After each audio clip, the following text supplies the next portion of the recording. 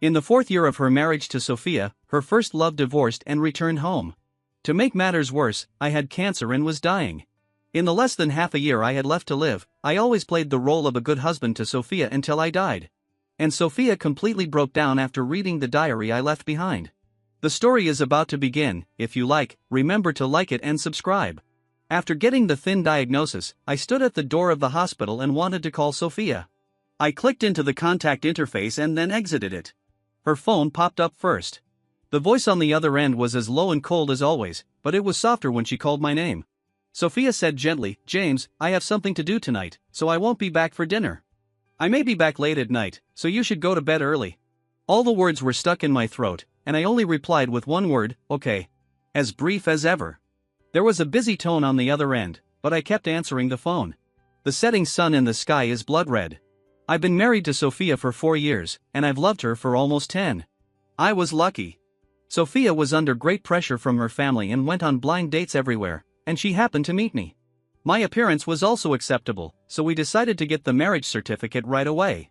Sophia needed a husband and I was the right person. Sophia is a very cold person. She doesn't like to talk, doesn't show her emotions, and always has no expression. I held on to this piece of ice for 2 years, and finally waited for the ice and snow to melt for me. We began to become like a normal couple, living the daily necessities of life, and little by little became what I had imagined. But now, this beautiful dream, which had not lasted long, was about to be shattered. Just today, the doctor told me that I was diagnosed with pancreatic cancer. I also know that today is the day Sophia's first love David comes back. So Sophia was busy hanging up the phone with me and going to meet the person she was thinking about. I didn't eat and waited for her in the living room for a long time, until the night was getting dark. The door to the living room opened and I was awakened from my drowsiness. Sophia closed the door carefully and walked lightly. The moment the living room light was turned on, our eyes met. Sophia was just stunned for a moment, then frowned and asked, "Why aren't you asleep yet?" I accidentally fell asleep in the living room. I smiled at her and continued, "I woke up when I heard the noise just now." Sophia hummed, her face calm. I went forward to take her coat. The scent of gardenia mixed with sandalwood went straight into my nose, making me sick. This is David's favorite sandalwood. On the day I was diagnosed with a terminal illness, my wife drove to pick up her first love who was returning home. I should have asked her, but I just opened my mouth and said nothing, as if nothing had happened. The next day I got up early again and made breakfast for Sophia as usual.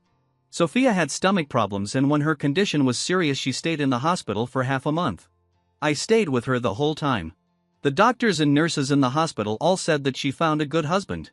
Sophia sat on the hospital bed, looking tired, and her eyes on me were calm. When we were the only two left in the ward, she said again, "It's the same if you find a nurse." My movement of peeling the fruit slowed down, and the intact peel broke. Sophia seemed to notice and added, "You don't have to work so hard." I responded dully, "It's different." In fact, there is no difference, but people always feel that doing it by themselves is better than letting others do it. People who like themselves always care more about others than others. Sophia asked in confusion, "What's the difference?" I looked at her and smiled, then gave an irrelevant answer without thinking, "You are my wife." Sophia's stomach disease was not cured, and after she was discharged from the hospital, I always thought about nourishing her stomach. Sophia is a workaholic and often forgets to eat when she is so busy. I make breakfast for her when I get up in the morning. Sometimes when I have time, I go to her company to bring her food. Sometimes I am busy, so I remind her at mealtime. In a few years, many things have become habits, such as getting up early. Sophia got up earlier than usual today and hurried out with the lunchbox on the table. As she was leaving, she paused and looked back at me standing in the living room. A little warmth fell on her expressionless face, like the first clearing of snow. She said in a rare gentle voice, "I'm leaving, James." I nodded and responded, "Be careful on the road," just like countless mornings before. I went to deliver lunch to Sophia at noon, but it was just a spur-of-the-moment decision and I didn't tell Sophia. The beautiful lady at the company's front desk also knew me. She greeted me and let me up. I have been to Sophia's company many times, and she has introduced me to everyone openly. "This is my lover." This name carries a bit of the ancient flavor of the last century, but it also makes people think of the unswerving affection of that time. I also vaguely thought that we could go on like this for the rest of our lives. But life always likes to play jokes. It first gives you a beautiful dream and then shatters it, letting you see its original hideous face in the mess. For example, now I see my wife talking to her first love David whom she met again after a long time. In David's hand was the lunchbox that I put breakfast in for Sophia. David seems to have not changed at all, still looks the same as he did in college, young and handsome. David said happily, "Thank you, Ms. Sophia, the breakfast is delicious." Sophia took the lunchbox and responded with a smile, "It's okay." David wanted to say something else, but his eyes suddenly glanced at me standing not far away. He suddenly became pleasantly surprised, smiled and greeted, "James, long time no see." He walked towards me quickly, trying to grab my hand, but was stunned for a moment when he saw the lunchbox in my hand. He then said, "You are here to bring food to Sophia. You made breakfast for her this morning, too." "I'm sorry, I really have low blood sugar, so Sophia let me eat it. If I had known that you prepared it for Sophia, I would not have eaten it." David smiled at me shyly, and then said, "But I still want to compliment you, James, on your excellent craftsmanship." I nodded and responded, "Of course. Sophia has a bad stomach and a picky eater. I have improved my cooking skills little by little for her. She knows that." I smiled like him, but I hid my hand behind my back, my nails almost piercing into the flesh. At that moment, in addition to anger, I suddenly felt very unwilling. The plan of revenge also became clear little by little at that moment. Sophia wouldn't cheat, even though I was still panicking about David's presence. I try hard to play the role of a qualified husband, and the shackles of morality and responsibility will be placed on Sophia. I don't know who will be the first to give up in the end, her or me. When she came back in the evening, Sophia brought me a gift, a shirt clip.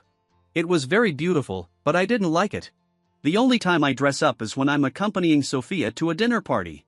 Sophia is not good at speaking, and I know that this gift is nothing more than her apology and compensation for what happened this morning. I still accepted it with a smile, and Sophia's expression eased a little. I don't know whether she doesn't care about it for me or because I don't want to be angry with David. I put the box into the drawer and went to bed before her, but I couldn't fall asleep. When Sophia returned to the room and lay down beside me, the familiar scent of gardenia invaded me. She hugged me carefully from behind, and the warmth that belonged to another person leaned towards me through the thin fabric. I closed my eyes and breathed evenly, but I couldn't fall asleep until the person behind me fell asleep. The discomfort in my upper abdomen became more and more severe. I opened my eyes and saw the moonlight shining through the window, casting a silvery glow on the ground. I looked for a long, long time, so long that the world became so silent as if I was the only one left. It seemed to me only belatedly that I was about to die. When I sent Sophia out in the morning, a message popped up on my phone's calendar. I glanced at it quickly and remembered that today was the day I was going to visit my mother.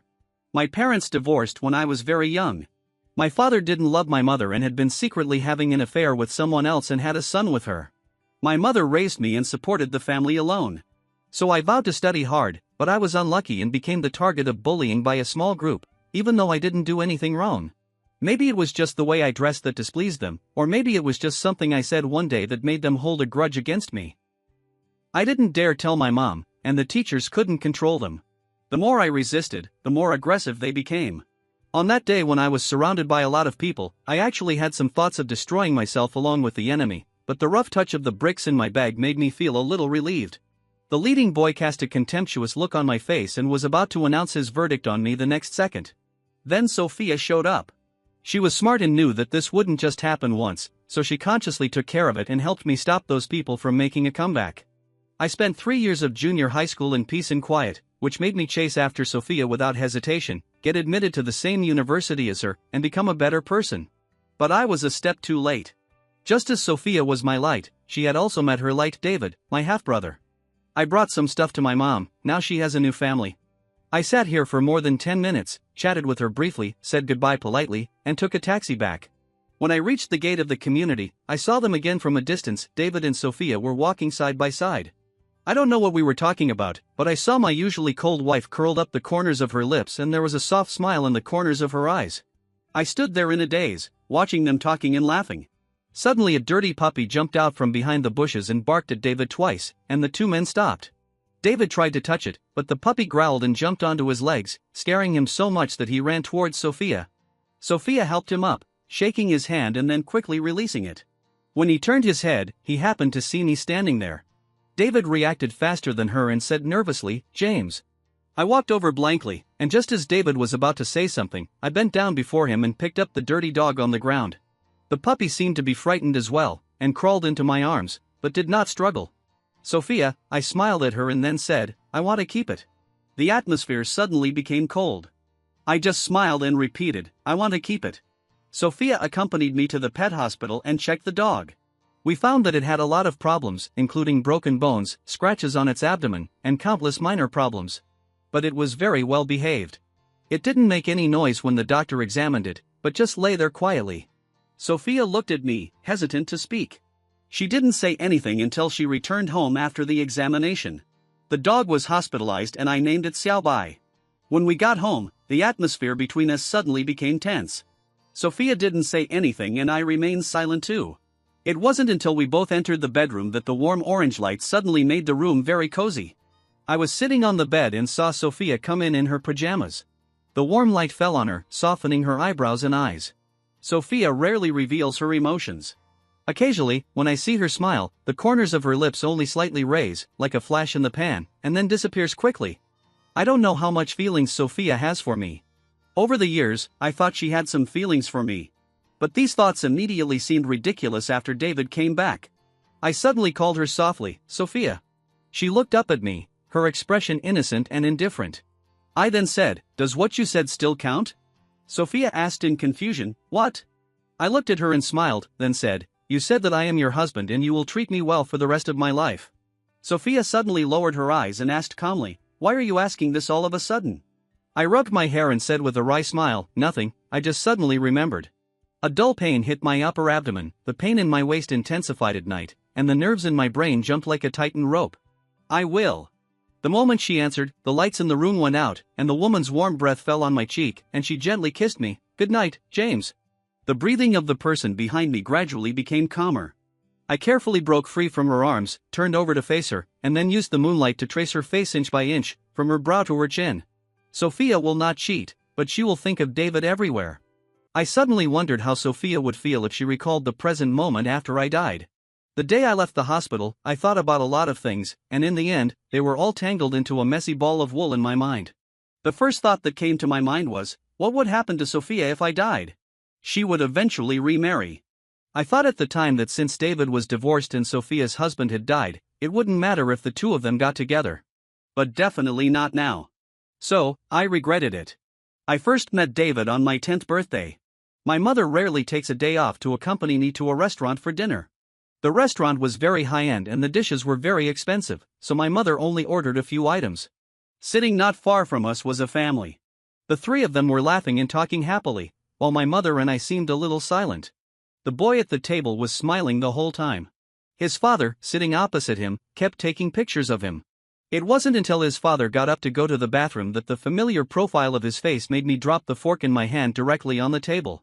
My mother noticed my strangeness, followed my gaze, then turned back and asked calmly, do you want to go over and say hello? After all, he is your father. When his father returned to his seat, the little boy ran over to pick him up with a smile on his face. Both of them had extremely bright smiles on their faces. I shook my head.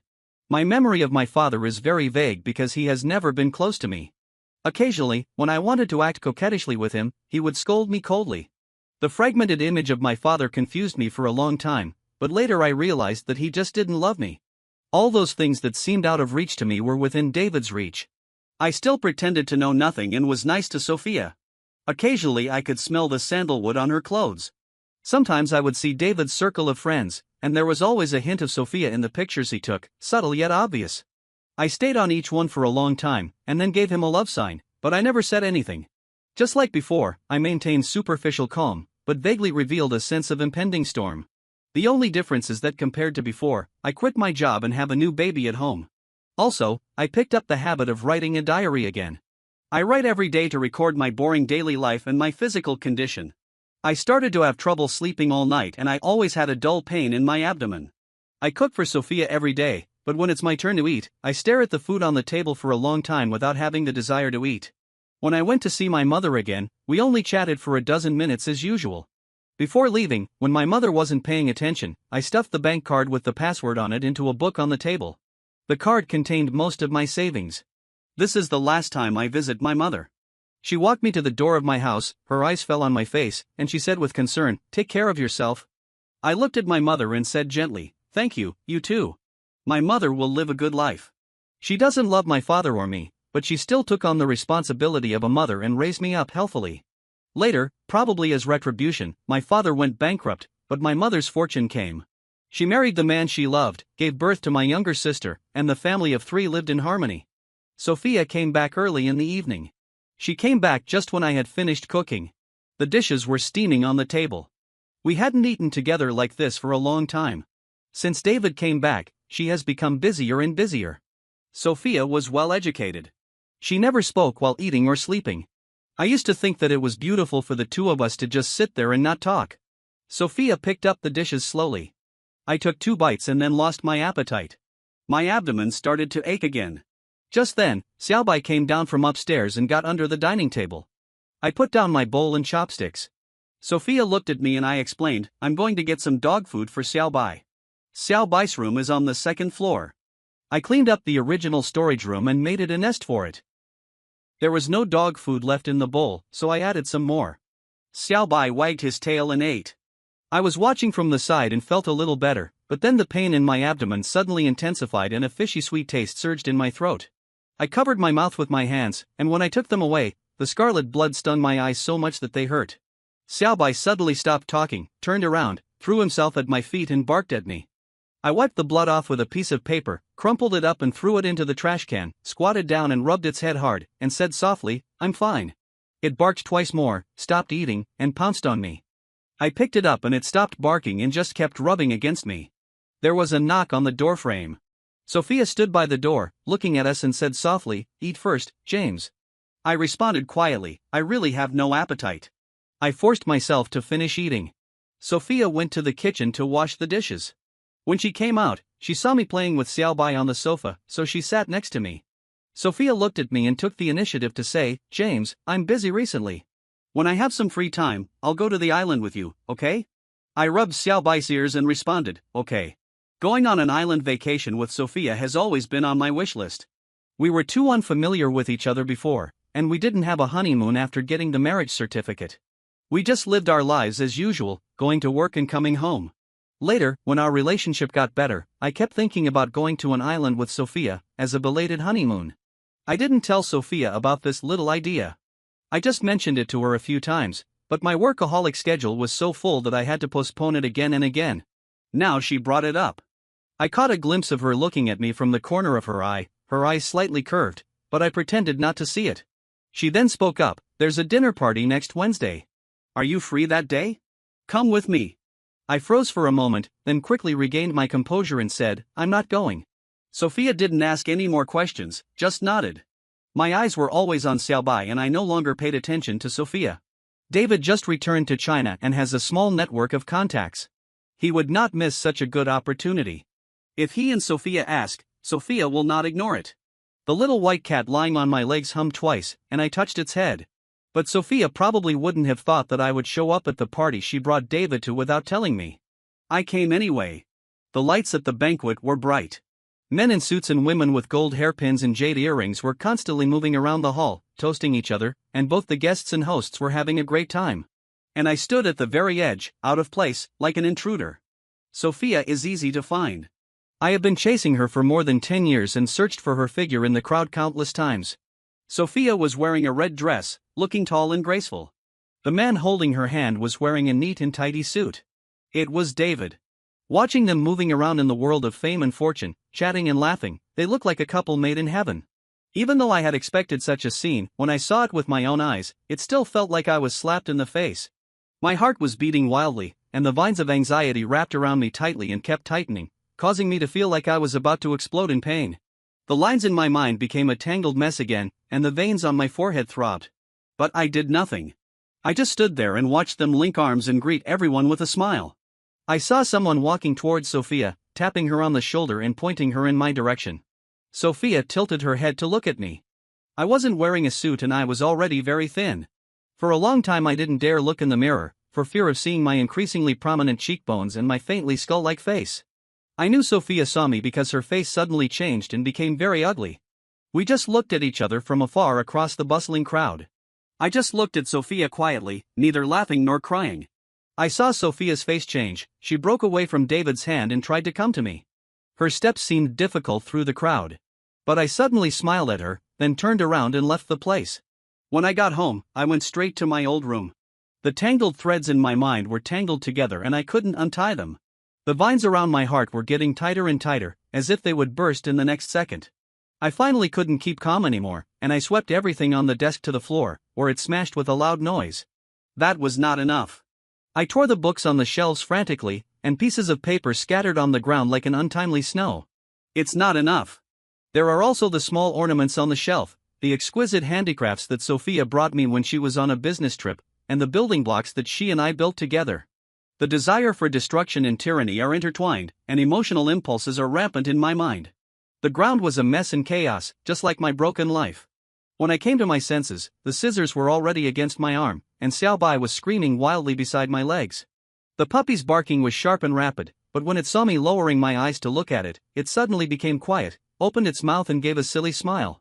The scissors in my hand fell to the ground, and Xiaobai quickly pounced on me, screaming as he pounced.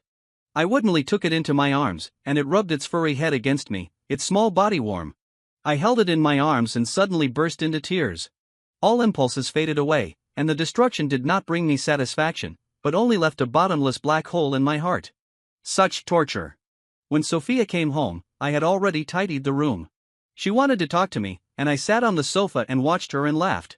I knew Sophia wanted to explain, but she didn't know how to start. I stayed with her for 4 years, dealing with her in the world of fame and fortune. Sophia is not good at speaking, but she is clear and organized, and everything she says is cold. It was me who taught her little by little how to handle things and how to deal with those old-timers. Sophia is now very comfortable in such occasions, but she is still very frugal with her words when she is outside this social circle.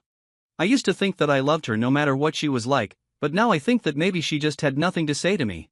I smiled and said, blocking all her words, "It's okay, I know David just returned to China and has no network of contacts.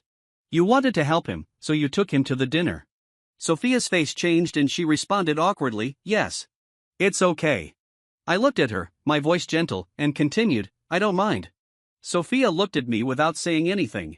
Our eyes met, and I kept looking at her tenderly. After a long time, Sophia finally looked away, but suddenly hugged me so tightly that I could hardly breathe. The woman's warm breath fell on my ear, and she moaned, "James. Intimate." She then said, "You've lost weight." I smiled and didn't answer. Sophia's body was filled with the scent of sandalwood mixed with the fragrance of gardenia, and I forced myself to suppress the urge to vomit. The next morning, I took her to work as usual. I thought she was going to leave, but Sophia suddenly stopped in the living room. "James," she said softly, and then said, "Kiss me." Sophia lowered her head and behaved obediently. I gave her a kiss on the head, but someone suddenly hugged my waist and pulled me forward until I was pressed against him. Sophia tiptoed, all the words were blocked, and there was warmth on her lips. Sophia kissed me for a long time. When we separated, there was a hint of red at the corners of the woman's eyes. I looked at her without saying anything.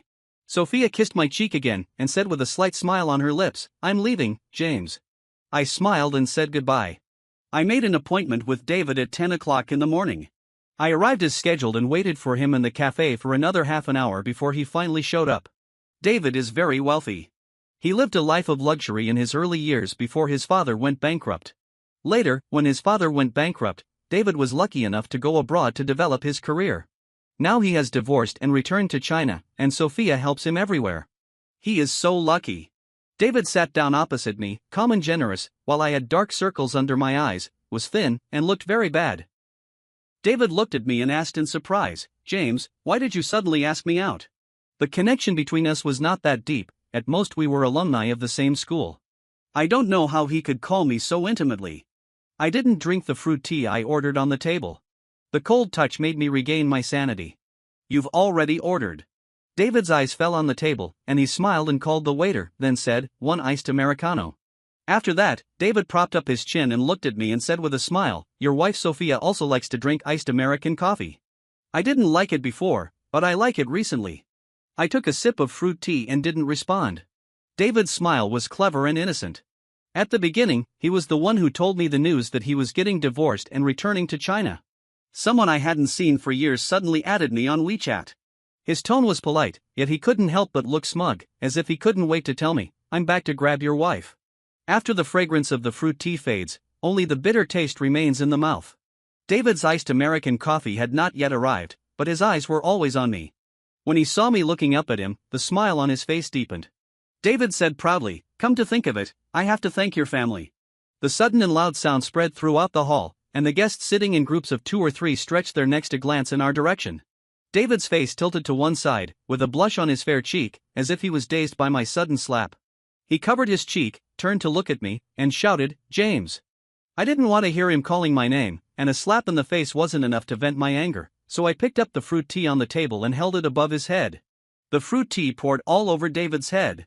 The dark liquid dripped down his hair and dripped onto the table, and some of it spread on his white shirt. The lemons, peaches, and fruit pulp at the bottom of the cup stuck to his hair and clothes, looking funny and ridiculous. David was stunned for a moment. Countless pairs of eyes in the cafe were staring at us, paying attention to our every move. His eyes suddenly turned red and he said, "James, you are." "David," I interrupted his performance coldly and continued, "you know it yourself, don't play any green tea tricks in front of me."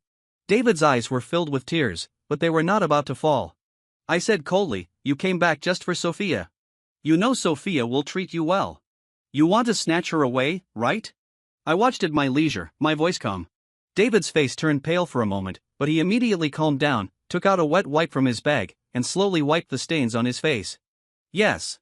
David looked at me, slowly raised a determined smile, lowered his voice, and said arrogantly, "James, love can't be forced." We were already at loggerheads, but I looked at him and suddenly smiled, then said, "You're right, David, do you want to make a bet with me?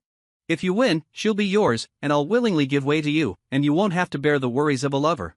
David looked at me quietly, smiled sweetly, and replied proudly, "Okay." When Sophia came back, I was writing in my diary in my room. When I heard her open the door, I put down my pen and put the diary into the drawer. Sophia has been coming back very early recently, and sometimes she accompanies me to walk Xiaobai at night.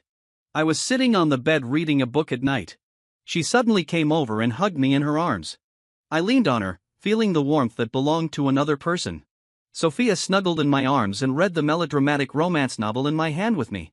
I finished reading in the middle of the night. I remembered the sleeping pills I put in another room and wanted to let Sophia go, but she didn't let go and held me tightly. "Sophia." I called her. "Yeah." She responded softly. The room suddenly became very quiet, so quiet that I could hear her heartbeat. "James." She buried her head in my heart, vaguely revealing a hint of grievance, and said with red eyes, "You didn't call me by my full name before." I suddenly felt like laughing. Sophia never called me James before. She just politely called me Mr. James with a distant and unfamiliar attitude. It turns out that we have all changed. I turned over, facing her, put my arms around her waist, and called her with a smile, "Sophia." Sophia looked at me, her eyes carefully exploring my every emotion, and finally lowered her eyes, narrowing the distance between us. "James." I didn't know Sophia could be so affectionate before, but if she really loved me, why did she care so much about David? A week has passed since I made an appointment to meet David. As our wedding anniversary approaches, Sophia clings to me even more. The 100th day of my diary writing happened to be our wedding anniversary. Sophia remembered what I said casually. Sophia unexpectedly came home early and was busy in the kitchen all afternoon. I took Xiaobai out to play, and when I came back, the house had already been decorated by her. The food on the table exuded an enticing aroma. Sophia stood aside with a smile on her face. She looked at me with soft eyes and said, "James, welcome back." The roses and music were cliché and romantic, and under the champagne were 2 plane tickets, dated the day after tomorrow. I looked at Sophia, then at the ticket, and smiled. The clock on the wall pointed to 8 o'clock, and everything was going well until David called. He said in a choked voice, "Sophia, I feel really bad, I'm hurt, and I don't know anyone here. Can you come and keep me company, okay?" "Sophia." The romantic atmosphere came to an abrupt end. Sophia glanced at me, and just that one glance, I understood. Sophia looked at me and said pleadingly, "James, I'm sorry. I'll be back soon after I take him to the hospital." I just asked her in a calm tone, "Can you not go?" Sophia looked at me and said nothing. The atmosphere suddenly dropped to freezing point. I saw the smile disappear from Sophia's lips, and she turned back into the Sophia of 4 years ago, the cold Sophia who was still a stranger to me. She looked away and assured me again, her tone firm, "I will be back soon and will not miss our anniversary." We seemed to be in a stalemate, and finally I gave in and said okay. Sophia turned and walked toward the door. I stood in the living room and watched her from behind. When she turned back, I smiled and said to her like a qualified husband, just like I had done countless times before, I say, "Be careful on the road." Sophia also replied with an okay. I watched Sophia disappear into the night. The music was still playing on the speaker, and I threw it to the ground. After the loud noise, all sound in the living room suddenly disappeared. I turned around and went back to my room. I knew Sophia would not come back today. David won the bet, but I didn't lose either. I went back to my room, locked the door, then took out the diary from the drawer and turned to the latest page, the last page. When I started writing, I suddenly felt it was very difficult. Everything in my mind became scattered again, like garbled code that could not be deciphered. My abdomen, head, and heart all felt like they were cut open with a knife. I suddenly felt very cold, as if the cold was coming from my bones. My hand holding the pen was shaking a little, but I still wrote down stroke by stroke. August 25, 2024. Today is our wedding anniversary. Sophia cooked for me and decorated the house. She also plans to take me to the island for a trip. The ceremony hadn't started yet when David called. Sophia went to find David and left me behind. I can never go to the island again. Goodbye, Sophia. My tears fell, leaving an ink stain on the paper, but I didn't feel sad at all. The tears that fell were caused by pain. I live on love, the love of others and my own love. Since no one loves me, I only live on the love I have for Sophia. I once loved Sophia so much, but after all my love was gone, I was left with only a shell, like a candle that is burned to the end and will not live long. The last bit of love I had for Sophia also disappeared today. When I finished writing the last word, I sat at the table and laughed heartily. My part ended for the day. Why did he hide it from Sophia? Why did he keep pretending to be blind to their affair? Why did he give David a chance? What I gave David was not a vine climbing up the branch, but a sharp and pointed knife. The living cannot compete with the dead. It doesn't matter if Sophia doesn't love me, but she will never forget me in her life and she feels guilty towards me. I want her to feel guilty and regretful. I want her to read this diary, let her experience my feelings over and over again, and let her recall for the rest of her life how she pushed her husband into a more desperate abyss little by little as he was suffering from a terminal illness and was dying step by step. This ridiculous drama climaxed with my death, and then it was Sophia and David's turn. The hard sleeping pills were stuck in my throat, making me feel uncomfortable. I could only swallow them all into my stomach. On the table was not only my diary, but also a recipe that I had carefully prepared for her. Sophia has a bad stomach and is a picky eater. Over the past 4 years, I have worked out this dish bit by bit to suit her taste. It is also a great gift from me to her. I lay quietly on the bed, folded my hands, waiting for death to come. The room was very quiet until a dog barking was heard outside the door, and heavy objects kept hitting the door, making dull sounds. And I looked at the ceiling, ignoring all of this. Xiaobai was still calling, but sleepiness began to take over my brain and my consciousness gradually disappeared. Sophia suddenly felt a huge panic, as if she was about to lose the most important thing. Just like that day, in the banquet hall, she looked at James standing in the distance. His face was pale and his body was thin, as if he was going to leave her in the next second. Sophia had only one thought in her mind at this moment: catch him and don't let him leave. But he still left. Sophia was so panicked that she even forgot the purpose of attending the party. After staying there absent-mindedly for more than an hour, she hurried back home. She thought James would be angry, jealous, and would angrily ask her why she did this, but he didn't. He just sat on the sofa and smiled at her, then rescued her with a tone that could be described as gentle. "It's okay." Sophia comforted herself. James loved her very much. She always knew that James loved her because he was always straightforward, passionate, and sincere. She knew that James would tolerate her and forgive her, so when David called her, calling out the once familiar name in a crying voice, she would agree, and James would understand her. She took David to the hospital and put him on an 4-drip. When she was about to leave, he suddenly grabbed her sleeve. David had tears in his eyes and begged with red eyes, "Sophia, can you stay here with me?" Sophia wanted to refuse. She had promised James that she would not delay their wedding anniversary, but David just looked at her with tears in his eyes. David's body was thin and trembling slightly. It was night again, so she finally softened her heart. When Sophia came back, it was already early the next morning. The lights in the living room were still on, revealing a hint of warmth in the dawning sky. Sophia quickened her pace, wanting to go back to see James as soon as possible because she had broken her promise. But there was no sign of James in the bedroom, nor in the study, nor in the room where he used to live alone, anywhere. All the food on the table had gone cold, but no one had touched it. In a corner of the living room were the wreckage of a stereo, which had been thrown to the ground by someone.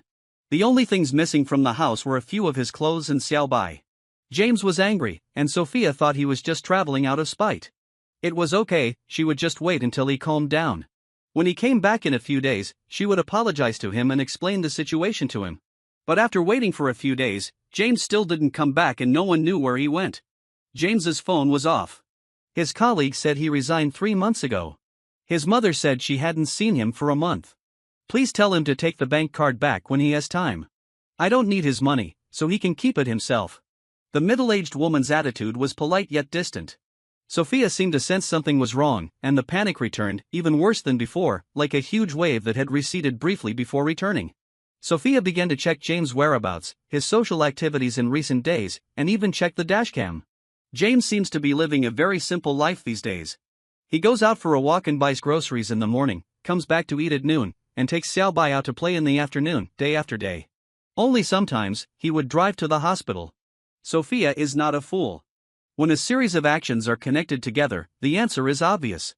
Previously, when David woke up accidentally at night, he saw him leaning against the head of the bed and looking out the window, but he was not sleepy at all. Her increasingly thin body as she held him in her arms, the increasingly silent atmosphere at the dinner table, and his furrowed brows. Sophia didn't believe it because he didn't tell her anything, but she couldn't help but believe it because he didn't tell her anything. Sophia searched for him for a long time, but James seemed to have disappeared and could not be found. A month and a half later, she received a phone call from a stranger, telling her that James had passed away. James died in a nursing home on an island, and when Sophia rushed there, his ashes had already been scattered into the sea. She was greeted by James's nurse, and the young woman said to her indifferently, "This is Mr. James's diary and some other records." The woman paused, then continued, "Mr. James originally wanted me to burn it, but I thought Miss Sophia should see it." Before leaving, the nurse looked at Sophia again, with an unconcealable coldness in her eyes. Sophia sat quietly in the room for the entire afternoon. The afternoon sun shone through the window lattice, making the room warm.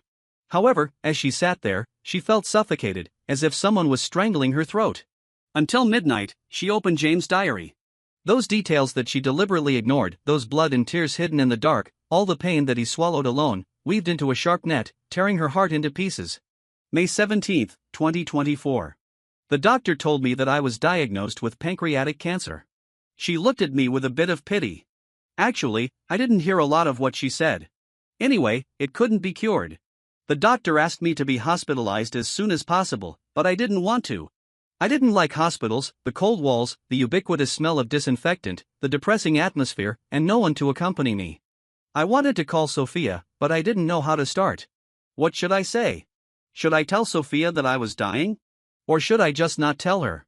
But Sophia called and said she had something to do tonight and would be back later. I suddenly remembered that David is coming back today. Sophia, have you gone to pick him up? May 18, 2024. I went to the company to deliver lunch to Sophia and met David. He was still as handsome as before. I made the meal for Sophia in the morning, but he ate it. I was very angry. But then I figured it out. What I gave to Sophia was hers, and she could do with it as she wanted. May 21, 2024. I went to see my mother. She was doing well. I wanted to tell her, but then I thought it was unnecessary.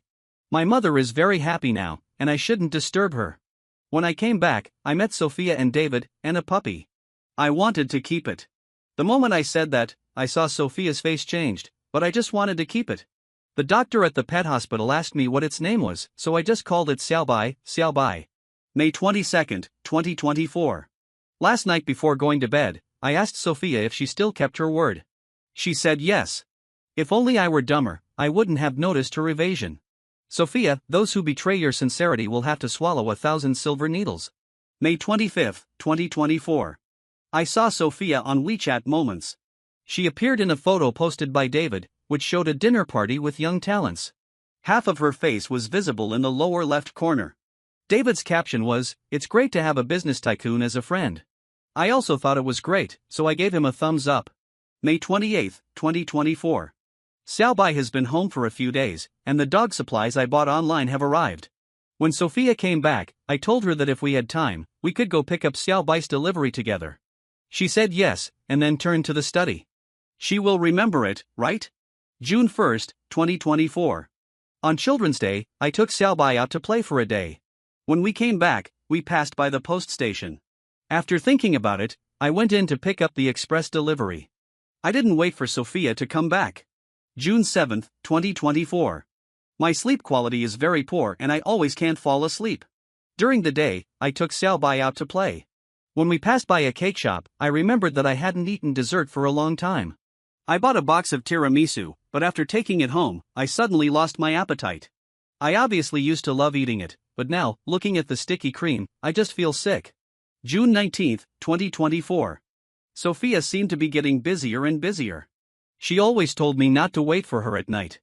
After she faded from my life, she frequently appeared in David's circle of friends. Sometimes I envy David. His father loved him when he was a child, and his wife loved him when he grew up. Now we are divorced, and my wife loves him too, but I seem to have nothing. June 25, 2024. I completely lost my sleep. I was awake all night long and the pain was getting worse. It hurt when I stood, sat, or lay down. It was so painful. The person in the mirror looked extremely unhealthy, with a slightly sallow complexion. June 30, 2024.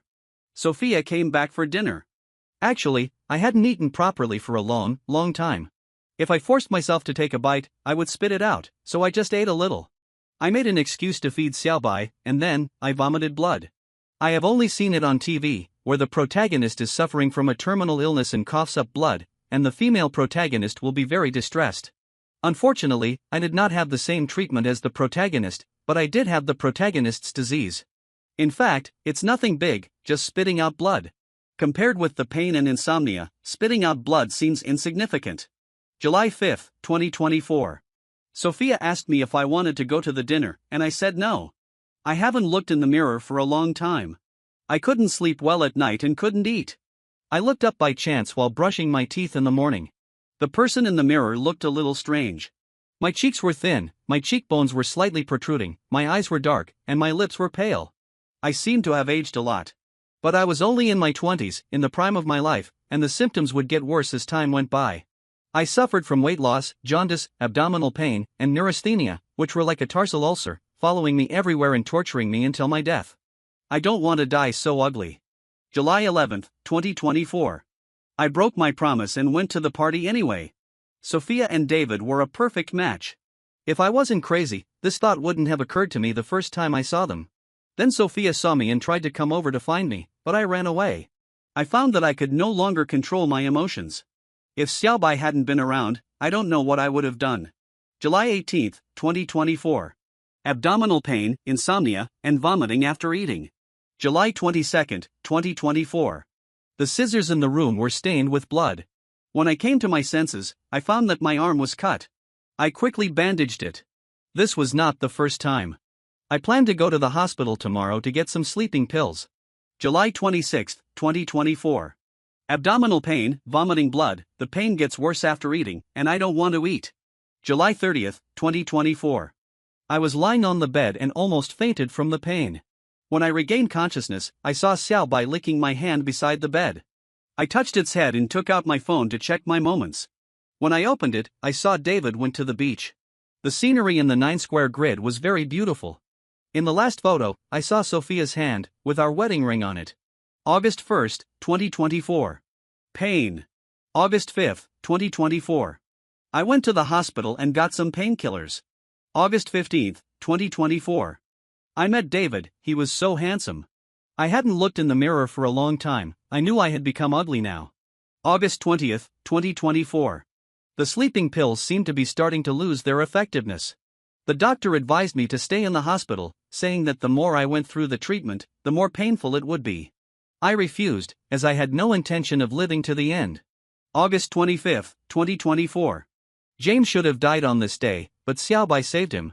August 25, 2024. I should have died on this day, but Xiaobai wouldn't let me.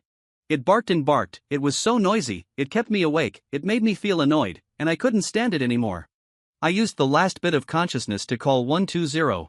A few hours later, I woke up with an 4 drip hanging on my arm and a nurse standing by the bed. Where's Xiaobai? He was stunned for a moment. Xiaobai is. I leaned on the edge of the bed and tried to sit up, but my body was still out of control, so the nurse helped me up. I shouted loudly, I want to go home. But the nurse stopped me and said anxiously, you are still very weak, you can't. I want to go home. I lowered my eyes and repeated it stubbornly and unreasonably, and then said, Xiaobai is not here, I want to go find Xiaobai. When I got home, it was already midnight. There was a message from Sophia on my phone, but I didn't read it and blocked her directly. As soon as the door opened, the beige puppy immediately jumped into my arms. The little white puppy kept barking, rubbing against, and licking me in my arms. I held it in my arms and tears suddenly fell. All the suppressed emotions burst out like a flood. I held it in my arms and sat on the cold floor of the living room. I cried for a long time until my eyes were swollen. Finally, I buried my face in it and said in a voice that only the two of us could hear, "Xiao Bai, let's go. I want to go to a place that no one knows. There will only be me and Xiao Bai, and love." I don't know if the little white cat in my arms understood what I said, but it just looked at me seriously with its eyes, and then slowly and carefully wiped away all the tears on my face. No one in the world loves me, but the puppy will. The puppy will always love the person who brings it home, and Xiao Bai will always love James. I rushed to an island overnight and stayed in a sanatorium. Life on the island was as wonderful as I expected. I played on the beach with Xiao Bai during the day, chatted with people in the town, and took walks on the beach at night. I liked the sea very much, the endless waves and the salty sea breeze. Just looking at the sea, my mood can be inexplicably calmed down. I hired a caregiver named Olivia, a young girl who was pretty and capable. After helping her for a few days, I told her that it might be harder in the future. She looked at me coughing up blood and asked me what was wrong. Pancreatic cancer. I threw away the paper I used to wipe the blood and replied to Olivia. Olivia's eyes suddenly turned red, and I was a little panicked, not knowing how to comfort her. Olivia looked at me and tears fell, and said distressfully, "Mr. James, you are only in your 20s. Olivia's tears fell on my hand, burning it. She continued crying, "Why did I get this disease?" I wasn't actually sad because I was used to it. But when she held my hand carefully and asked me with a sob, "Does it hurt?" I still shed tears. The illness had already tortured me beyond recognition. From the moment I opened my eyes, the pain woke up with me and has followed me everywhere. I couldn't eat.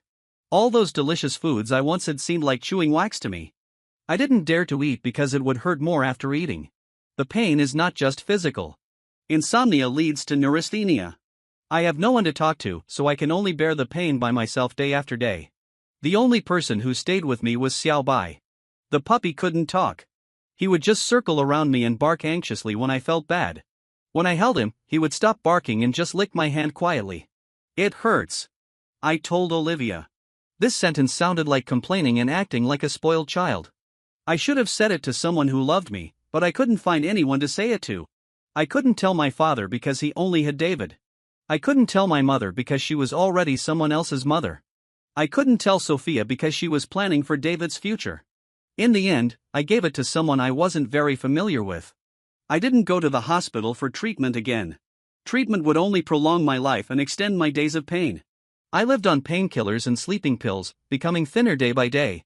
Occasionally, I looked in the mirror and saw that the person in the mirror had brown skin and a gaunt face. I couldn't tell that he was a young man in his 20s. So ugly, I thought to myself.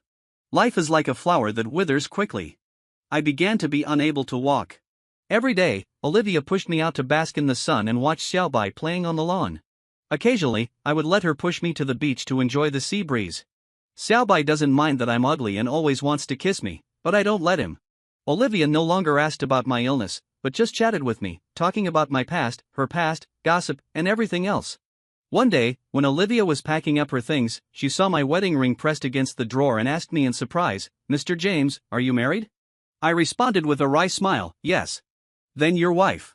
Olivia fell silent halfway through her sentence, as if she realized something. I just smiled and continued, "My wife doesn't know. She doesn't know that I'm sick, and she doesn't know that I came here secretly." "Are you divorced?" Olivia spoke too quickly and immediately covered her mouth after she finished speaking. I shook my head and said, "No." Olivia asked puzzledly, "Then why did she?" I smiled, didn't answer Olivia, and changed the subject. The days on the island go by quickly, and happy life is always short. I started to feel exhausted, the painkillers stopped working, the pain became unbearable and I couldn't eat anything. I hid a knife in the room. Sometimes I put the knife on my wrist, but when I saw Xiao Bai sleeping soundly in the room, I put it down again. Living has become a pain for me. I seldom go out, but it hurts even when I lie down. Olivia came to chat with me and told me the gossip in the town. Her neighbor's daughter broke up with her boyfriend and they quarreled every night. Later, the girl cut her wrists at home and tried to commit suicide. She forced her boyfriend to not break up, and she was unreasonable and hysterical. She had a big fight in the hospital. Olivia sighed and said, "It was a horrific scene. How could someone risk his own life to save love? Because I loved too deeply, it became an obsession, and that's why I was worried and hysterical." I smiled at her and continued, "I used to be like her. Because I had never been loved in my life, I always longed for love." Olivia looked so surprised that she said, "I didn't realize that Mr. James was so gentle." I endured the pain in my body and said weakly, "Because I have Xiao Bai, you should persuade your neighbor more. Olivia, you have to let it go in the end. She still has a chance to stop the loss in time and start over, but I don't have it anymore. I really can't hold on any longer." I let Olivia push me for a walk. There were not many people at the beach in the evening. We walked and stopped. It was very quiet on the road. Xiao Bai didn't bark. When Olivia pushed me back to the room, Xiao Bai squeezed in. I didn't let it into the room these days. It ran to my bed and tried to jump up and rub against me. I asked Olivia to take it away, but it refused to let her. It dodged left and right, barking at her fiercely. "Xiao Bai." I called it, and it became quiet again, looking at me with inexplicable grievance. I looked at Olivia, and she picked it up and took it away. It barked a few more times outside the door, and the sound gradually faded away. I remember the first time I saw it, it was dirty, thin, and looked very pitiful. Later the doctor said it had all kinds of problems and had been abused. It would have been great if I had met it earlier. The pain was so severe that I was losing consciousness. I hoped that I could bring Xiao Bai home earlier in my next life so that it could be a happy and healthy puppy. It wouldn't have to suffer from hunger, cold, or abuse. I could also love myself sooner. Exclusive benefit for channel members: the sequel of the story is about to begin. Remember to like and follow to support. When Olivia opened the door, there was a tall and thin figure standing outside the yard. It was Mr. James' wife. I don't know when she came, but there was a layer of frost on her body. When I saw her, she felt like a clockwork puppet. She smiled stiffly and asked, "Ms. Olivia, could you please take me to the place where he often goes?" Olivia didn't say anything. She didn't like this person. Mr. James has always been very secretive about his marriage, so she could only ask him indirectly about his relationship. Of course she was curious. One day, when she was helping Mr. James clean his room, she knocked over the books on his desk and a notebook fell down. She opened it and admitted that she was really curious. She took a peek at the contents when she bent down to pick it up. The diary she knocked over was James's secret crush diary, and Sophia's name occupied most of the page. When she was in her 20s and still had a rich imagination, she combined what Mr. James usually said and pieced together a regrettable past event of having a crush on someone for many years but missing out. Until the woman who came to deal with Mr. James's belongings showed up, she was wearing the same wedding ring as Mr. James. When she saw the name Sophia in her signature, she was suddenly confused. If Mr. James married the person he loved for so long, why did he come here alone to wait for death? And why did he never see his former lover again until his death? Olivia couldn't figure it out, but she instinctively hated this woman and she refused. But on the 5th day, when she opened the door in the morning and saw Sophia standing in the yard, Olivia relented. Sophia followed Olivia to places James often went to: a park that was always crowded with people, a coffee shop on the corner, a road around the island, and a beach. He takes Xiao Bai to the park to play with other puppies. He often sits in a coffee shop for an entire afternoon. The ring road is near the nursing home, and he could have walked further without a wheelchair. The beach is where he spends the longest time. He and Xiao Bai play together, and when they are tired, they snuggle together, facing the sea, quietly like two sculptures. Sophia walked and imagined again and again. 5 days later, Sophia knocked on Olivia's door again. She felt inexplicably timid and asked hesitantly, "Ms. Olivia, can you talk to me about James?" The person in front of her suddenly changed his expression, and his arm holding the door handle trembled. After a long time, she heard Olivia say, "No." The girl who always treated her coldly became emotional and said with red eyes, "What do you want to hear, Miss Sophia?" How he struggled with his illness. How he died alone, with only a dog by his side? Or how he died in agony, tortured by cancer and unrecognizable? James never cried out in pain, but Olivia could see the blue veins and cold sweat on his forehead. Olivia didn't cry when he died, and she didn't cry when his ashes were scattered into the sea. But at this moment, she was in tears, as if she wanted to vent all the depression she had been feeling for the past few days. "Do you know? Mr. James, such a good man, is tortured by illness. He is always unable to sleep because of the pain, but he never says it. He obviously loves you so much, but you..." Olivia choked and couldn't continue. Sophia's face turned pale. She opened her mouth but couldn't say anything. Those words were like sharp knives, piercing her heart. She had always thought that James was just in a bad mood and would come back when he calmed down, but she didn't expect that he had been struggling with the disease for so long. Why didn't he tell me? Why? Sophia's voice trembled and tears welled up in her eyes.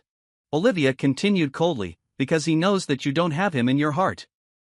How can he, such a proud person, show his most vulnerable side in front of you?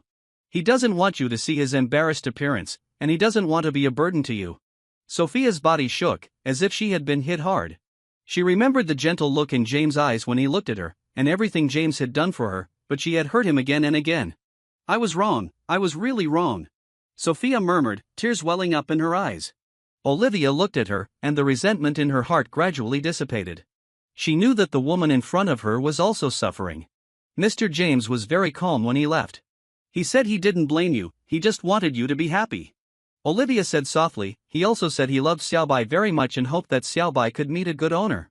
Sophia felt a pang in her heart when she heard Xiaobai's name. She thought of the cute little dog and the smile on James' face when he held it. Where is Xiaobai? Where is Xiaobai? Sophia asked anxiously. Olivia said calmly, Xiaobai was adopted by me. After Mr. James left, Xiaobai was very sad. I couldn't bear to see it sad, so I kept it by my side. Sophia nodded, feeling grateful to Olivia. She knew that it was a comfort for James to have Olivia and Xiaobai by his side during his last days. Sophia said with red eyes, Ms. Olivia, thank you for taking care of James. I want to see Xiaobai, can I? Olivia hesitated, but finally nodded. Olivia brought Sophia to her room, where Xiaobai was sleeping on the floor. Sophia walked over gently, squatted beside him, and stroked his head. Xiaobai was awakened. He opened his eyes and saw Sophia. He was stunned for a moment, then stood up suddenly and barked at her. Sophia felt a sharp pain in her heart. She knew that Xiaobai no longer recognized her. Xiaobai, it's me, I'm Sophia. Sophia said softly, don't you remember me? Xiaobai continued to bark at Sophia, his eyes full of vigilance and hostility. Olivia came over, picked up Xiaobai, and comforted it softly. Xiaobai, stop shouting, she is Mr. James' wife. Olivia said. Xiaobai seemed to understand what she said and gradually quieted down, but still looked at Sophia vigilantly. Sophia looked at Xiaobai, her heart filled with guilt and regret. She remembered that James once said that Xiaobai was one of the people he loved most in the world. Sophia pleaded, Ms. Olivia, I want to take Xiaobai away. I want to take good care of it. This is the only thing I can do for James. Olivia looked at her, feeling a little hesitant. She knew that Xiaobai no longer had feelings for Sophia, and she also liked Xiaobai very much. Olivia said firmly, Miss Sophia, I know you want to make it up to Mr. James, but Xiaobai is used to being with me now. Besides, I like him very much, and I want to continue to take care of him. There was a hint of disappointment in Sophia's eyes, but she nodded anyway. Sophia said with a sad look, I understand, Ms. Olivia. I won't force you. But I hope you can take good care of Xiaobai and let it live happily. Olivia nodded and continued, don't worry, Ms. Sophia, I will take good care of Xiaobai. Sophia stayed at Olivia's house for a while, then left. She walked back to the hotel, feeling full of pain and regret. She thought of James' diary, the words he wrote when he was sick, the love and longing for her, and the pain and despair that she ignored. James, I was wrong, I was really wrong. Sophia murmured to herself, tears blurring her eyes again. After returning to the hotel, Sophia locked herself in the room and did not go out for the whole day. She looked at James' diary, reading it over and over again, tears streaming down her face. She thought about every little thing they had experienced, and everything James had done for her, yet she had hurt him time and time again. How could I be so cruel? How could I be so selfish? Sophia said self-reproachfully, James, I really miss you, I miss you so much. The next day, Sophia left the island, returned to her city, and began to re-examine her life. Sophia quit her job and put all her energy into charity. She used her actions to make up for the harm she had done to James. Sophia also often visits James' mother and does her best to take care of her. Whenever it was late at night and everyone was asleep, Sophia would always think of James, his gentle smile, and his love for her. She knew that she would never forget James and all he had done for her. James, are you okay in heaven? I will live well. I will live well with your love. Sophia looked at the sky and said softly. In another world, James held Xiaobai's hand, stood quietly in the clouds, and looked at Sophia. Sophia, I hope you can find true happiness. I will protect you in heaven and love you forever. James said with a smile. Xiaobai called happily beside him, as if responding to his words. From now on, although Sophia no longer has James' company in her life, she will always have a place for him in her heart. And James' love will always accompany her until the end of her life.